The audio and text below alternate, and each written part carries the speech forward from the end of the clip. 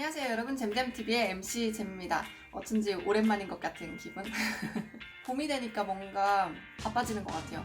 공사가 많아져서 돈 벌어야죠 저도. 오늘은 접수받았던 상담 내용 중에서 너무나 정성스럽게 내용을 보내주신 분이 계셔서 직접 통화를 하면서 상담을 해볼까 해요. 보내준 이력서하고 이제 포트폴리오 이런 내용들은 봤는데 정확히 이제 어떤 사연인지는 아직 저도 알고 있는 내용이 아니라서 전화 통화를 하면서 알아볼까 합니다. 그럼 바로 전화 연결해 볼까요? 여보세요? 안녕하세요 의진님. 저는 MC잼이라고 하는데요. 네, 안녕하세요. 네, 만나서 반가워요. 유진님 혹시 나이가 네, 어떻게 되시죠? 지금 26살이요.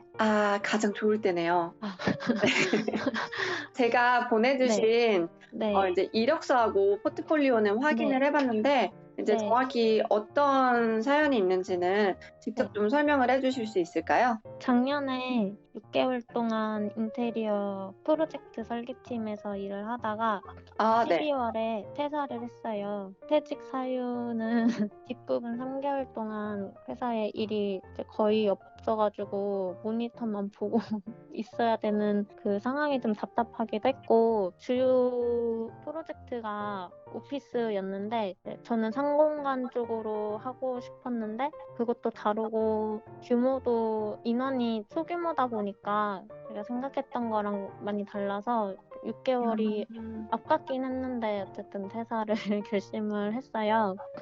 네. 그리고 퇴사 직전에 외국계 회사 면접을 봤는데 나중에 아는 분한테 해서 들었는데 영어 면접 때문에 떨어졌다고 들어가지고, 그래서 퇴사하고 2달 동안 토익 공부를 좀 해가지고 다른 회사에 지원하자고 했는데 지금 네. 4월이 됐고 이력서를 넣고 있긴 한데 연락이 안 오니까 답답한 마음에 네, 메일을 제가 드렸습니다. 그러셨구나. 그러면 이력서는 네. 12월에 이제 퇴사를 하고 난 뒤에 바로 네. 이제 꾸준히 넣어보신 거예요? 첫 시험, 토익 시험 보고 그걸로 2달 반 정도는 이력서를 넣고 있어요. 유진님이 네. 조직하길 원하는 회사는 그 중에서도 자신이 정확히 네. 어떤 분야에서 근무를 하고 싶으신 걸까요? 굳이 나누자면 주거보다는 상공간 쪽으로 일을 하고 싶은데 그 브랜드 리테일이 아니라 그냥 프로젝트성 있는 그런 쪽으로 설계 네. 디자인을 하고 싶어요. 이력서를 보니까 관련 자격증도 가지고 계시더라고요. 근데 혹시 외국계 기업 쪽으로 지원을 하는 특별한 이유가 있을까요? 회사 포트폴리오를 보고 마음에 드는 회사에 넣고 있거든요. 근데 그때는 네. 그 회사에서 연락이 와가지고 면접을 보러 갔었던 거예요. 근데 아쉽게 영어 때문에. 너무 속상하시겠어요. 사실 그 정도면은 붙여줘야 되는 거 아닌가? 그때가 12월이었는데 아무래도 네. 재직 상태였으니까 그 6개월 때문에 좋게 봐주시긴 하셨는데 네. 영어 면접을 안 해가지고 안 됐다고 하더라고요. 너무 안타깝겠다. 그리고 내용 보니까 사무실에서 영어 공부 같은 거나 이런 거를 할 때 대표님이 지나가면서 눈치를 좀 주셨다고.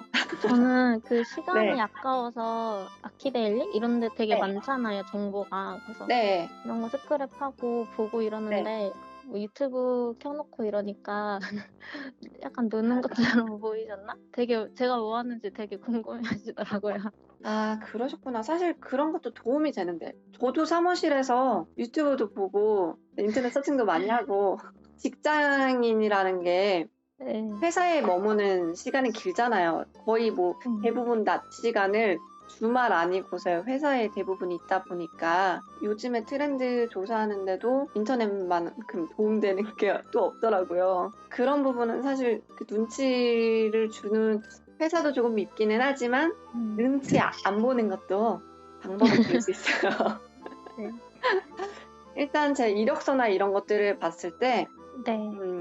크게 문제될 만한 부분들은 없었거든요. 근데 다만 약간 아쉬운 건 네. 공백 기간은 사실 어쩔 수는 없어요. 그리고 네. 이거는 이미 생긴 공백 기간이기 때문에 이거를 면접을 통해서 어떻게 풀어서 얘기를 하느냐에 따라 달라질 수도 있고요. 그리고 자소서 부분은 사실 제가 처음에 이 자소서를 보고 느꼈던 거는 자신의 포부만을 나열해 놓은 듯한 느낌이 있었어요. 사실 자소서도 어느 정도는 스토리텔링처럼 내 과거 얘기나 아니면 나한테 뭔가 특별했던 그 경험을 남한테 재미난 요소를 주면서도 업무적인 내용이 아니더라도 그런 부분도 조금 도움이 될 수 있거든요. 그래서 자소서 부분은 본인이 생각했을 때 조금 더 추가될 부분들을 생각해 보는 게 도움이 될 것 같아요. 그리고 만약 정말 외국계 기업 쪽으로 갈 의향이 크다면 사실 토익 점수가 저도 영어를 솔직히 너무 못해요. 저는 제 발 사이즈 나와요.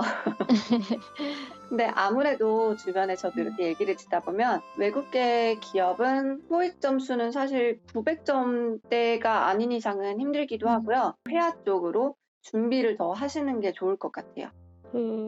약간 걱정됐던 거는 제가 실내 디자인 전공이 아니라 네. 복합과라 가지고 네. 그래서 학원에서 1년 강의 듣고 자격증 따고 공모전 나가고 이렇게 했는데 그 구인구직 사이트 가보면 뭐 학원 수강은 지원 불가, 관련과 이외 지원 불가 이렇게 써 있어 가지고 아, 맞아요.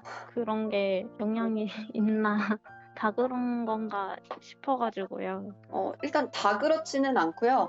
영향이 없지는 않아요. 모집 요강에 그런 것들을 기재를 해놨다면 사실 그런 회사는 피하시는 게 좋기는 해요.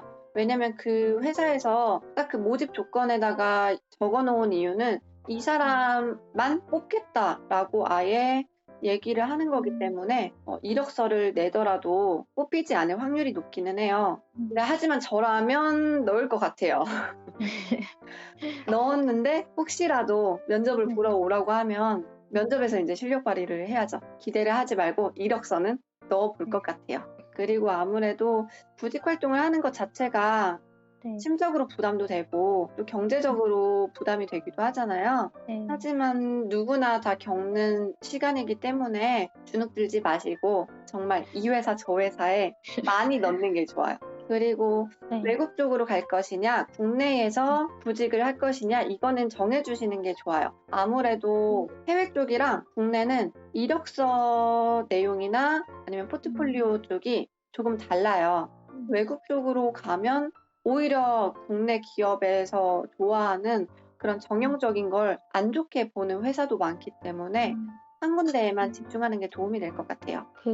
제가 지금 사실 6개월은 경력이 안 되니까 신입사원으로 계속 지원을 하고 있는데 나중에 면접을 볼 때 그 전 회사 이야기를 어떻게 얘기하느냐에 따라 다르긴 하겠지만 불이익이 될 수 있나 싶어서 여기에서 약간 팁은 사실 본인이 다닌 직장에 대한 험담을 할 필요는 없지만 본인을 깎아내리는 얘기는 굳이 할 필요가 없어요. 그렇기 때문에 면접을 보게 되면 가장 쉬운 방법은 이것 중 하나겠죠. 그 회사에서 근무를 했는데 제가 원했던 일과 맞지 않았다. 그런데 이게 왜 맞지 않았는지를 또 어떻게 얘기하는 거에 따라 다를 수가 있어요. 면접을 보는 사람이 제대로 파악하고 그 회사에 입사한 게 아니냐라고 생각을 할 수 있기 때문에 면접관이 어떻게 생각할지를 약간 역지사지로 생각을 해보고서 면접 준비를 하면 도움이 되겠죠?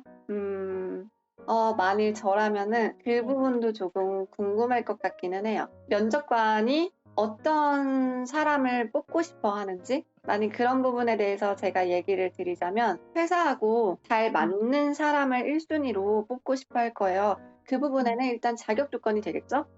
자격증이나 아니면 자소서를 봤을 때 이 사람이 무리에 쉽게 이렇게 어울릴 수 있는 사람인지 책임감이 강한지 이런 것들을 보게 될 수도 있고요. 요즘은 사실 이제 외모 부분도 많이 보고 있기는 해요. 옷차림을 봤을 때 깔끔하고 정돈된 느낌인지 아니면 대충 화장품 바르고 나온 사람인지 이런 걸로 이 사람이 준비성이 있는 사람이구나.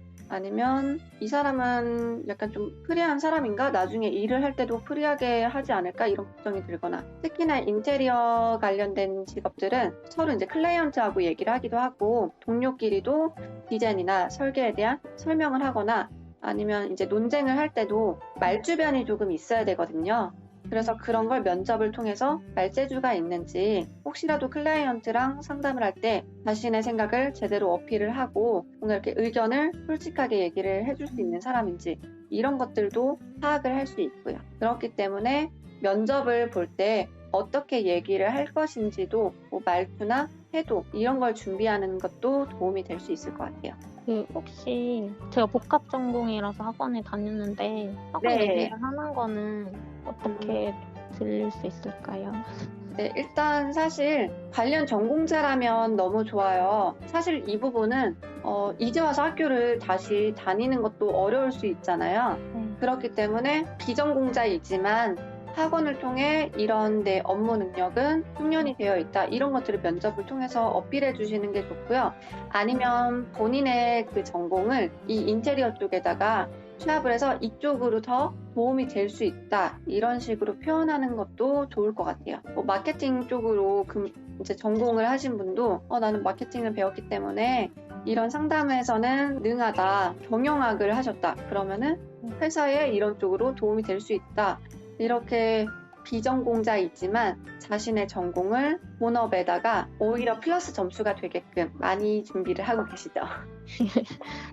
이거 네. 회사 찾아보면서 제일 궁금했던 게 그 회사 사이트 가면 기업 이념이나 뭐 그동안 해왔던 것들 이렇게 네. 되어 있는데 뭔가 구체적인 정보는 잘 안 나와 있는 것 같아가지고 회사 정보를 그냥 그거를 보고 제가 파악을 해야 되는 걸까요?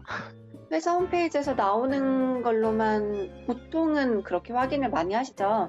그런데 포트폴리오는 사실 어느 회사나 다 있잖아요. 그렇기 때문에 홈페이지 말고도 그냥 구글에다가 그 회사를 검색을 해보는 거예요. 혹시 뭐가 나오는 게 있나? 혹시 그 회사에 뭐 문제가 없는지 그런 것들도 확인할 수 있겠죠? 사실 근데 회사를 결정하는 거는 많이 어렵긴 해요. 그냥 나와 있는 정보들만으로 선택을 해야 되는 거다 보니 그렇기 때문에 면접을 볼 때 나도 그 회사한테 면접을 보는 거지만 내가 그 회사를 선택하는데 이제 점수를 매길 수 있는 계기이기도 해요. 면접을 보러 갔는데 그 회사에 뭔가 직원들끼리 분위기가 안 좋다. 그러면은 안 가는 게 나을 수도 있잖아요.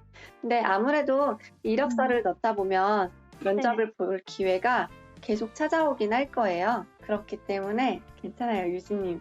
아직 더 열심히 힘내서 100개 넣어볼 수 있어요. 그리고 사실 젊은 게 최고예요. 젊을 땐 아무거나 다 해도 괜찮아요. 사실 저는 26으로 돌아가면 전 다 필요 없어요. 한 1년 놀고 싶어요. 어차피 입사하면 끝이에요. 일만 해야 돼요.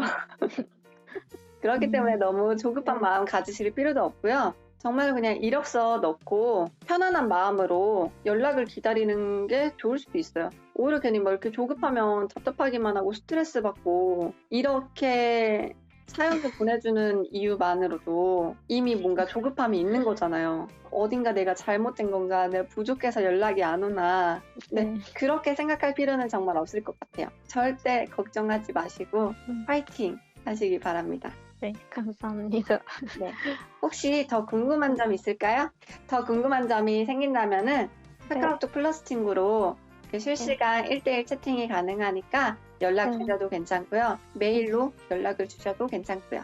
네, 알겠습니다. 네, 유진님 연락 감사하고요. 정말로 좋은 결과 있길 바라겠습니다. 저희 구독이랑 좋아요 눌러주셨죠? 네.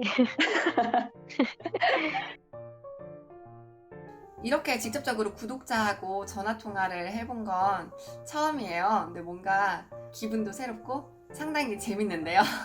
앞으로도 이렇게 전화 통화를 이용해서 상담하는 걸 한 달에 한두 번 정도 해볼까 생각 중이에요. 꼭 진로 상담이 아니더라도 디자인적인 부분이나 이런 공사 시공에 대한 상담도 제가 해드릴 수 있는 선에서는 최선을 다해 상담을 해드릴 예정이니 부담 갖지 마시고 이 아래에 있는 이메일 주소로 사연을 보내주시거나 카카오톡 플러스 친구로도 많은 사연 부탁드릴게요. 그럼 여러분 다음에 또 뵙겠습니다. 안녕! 구독, 좋아요 잊지 말고 눌러주시는 거 아시죠?